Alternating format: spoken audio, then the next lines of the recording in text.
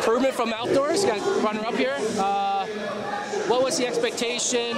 What was the game plan, and how do you grade the performance overall for your team? Well, really coming in, we really had a map that we thought could win. You know, we did better some places, worse some places. First of all, Florida's an amazing team, great coach, great program, and we had an amazing meet, and they only were beaten because the team had a better meet. So they have the experience, and they did it, so I'm very happy. A lot of people thought we'd be 6 or 7. We doubled up on the points that people thought we would get, so I thought the guys did well. We've shown that our long jumps there now, our sprints obviously are there, we got the hurdles that are there, and we're looking forward to outdoors because now we add the 4x1, we add the intermediate hurdles, so it's going to be a fun meet all the way down the season. What has been special about these past 2 seasons, past 2 years specifically, that has really excelled the program to where it is now?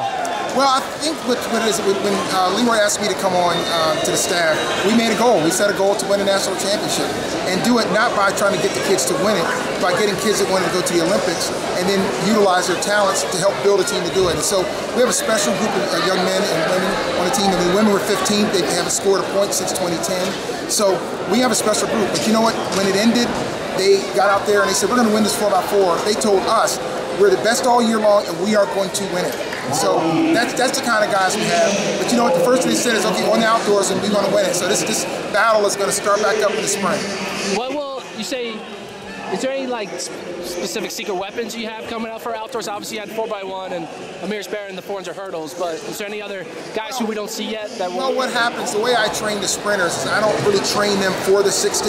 As you could tell with like the way Mario came on, is the way Elijah came on before and Cameron. So they're obviously better. We have, Travis Collins will be there for us outdoors. He ran 10:09 last year. Of course, our 4x1 will be there. We have some transfers in that are just getting into shape. So that's just in those events. And then, of course, Nate Meckler, our heptathlete that made it last year, he'll be back. I expect Tremaine to do even better. We have another long jumper that can be in it that was injured.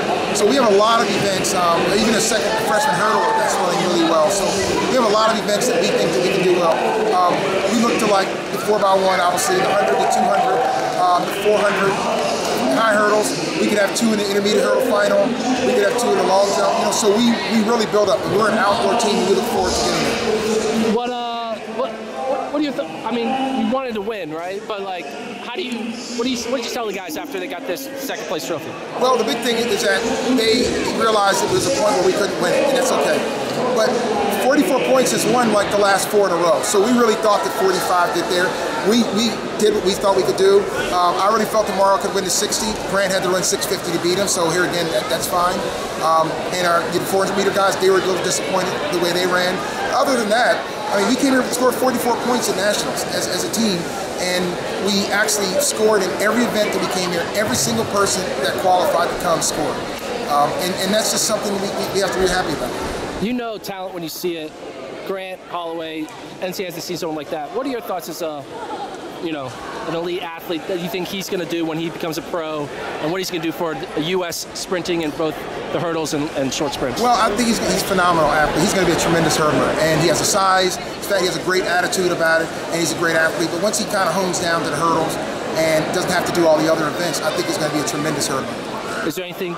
What do you think about U.S. sprinting as a whole as we get ready for the next Olympic cycle with Worlds 2020 and then 2021? Well, how do you think? What are you looking at? Well, I'm excited about it because it's going to be young. I mean, it looks like there will be no one from 2016, or maybe a couple of people, but for the most part, it's going to be an all-new team. I think it's good for the United States.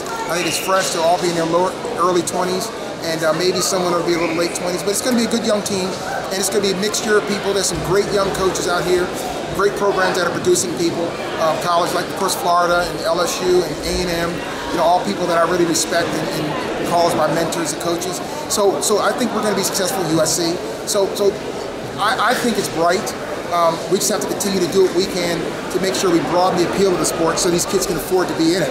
That's, I think, the biggest issue isn't the talent that we have and the success we're going to have. It's actually building a sport so that they can afford to stay in it and be the best they can and provide for their families. If you can complete control, how does USA finally take back a 4x1 title? Well, I think that we've done what we're going to do. I mean, Oren Richburg is now the relay coach. He communicates, he understands what he has to do. And I think that we'll have that title back again. As you can notice, the last couple of years, He and I have had a great relationship. Leroy's had a great relationship, and I think he understands how to put the team together. It's not politics. It's actually putting people together, teaching them how to do it. I mean, I've got 3 guys, LaShawn Collins, who's on the relay group, and then, of course, Elijah Hall and Cameron Burrell. They know how to pass the baton. They understand the system. And Oren and I have talked quite a bit. I was over in Europe last summer with the World Relay team because of the guys we're running, and then the World Relays the year before. So we're on the same page, and it's just a matter of teaching people what to do and do it. It's not that hard. We're taking something that's relatively simple and making it difficult. And so if we as a university can go out and run a team at Nationals, the first time they've run all year, and have the best handoffs and set a collegiate record in the rain, then you can't tell me that the United States can't put together a team. It's just that we've been teaching the wrong system, the wrong ideas, and we've made it too political. And do you think that we've gone past that for these next 3 years? We're past it for a couple of reasons. I know Arn is past it, and if we kept that foolishness, my athletes wouldn't be running, so I guess we need to get past it. Cool. Well, congratulations, Coach, on another trophy, and we'll see you outdoors. Absolutely. Great. Thanks. Thank you.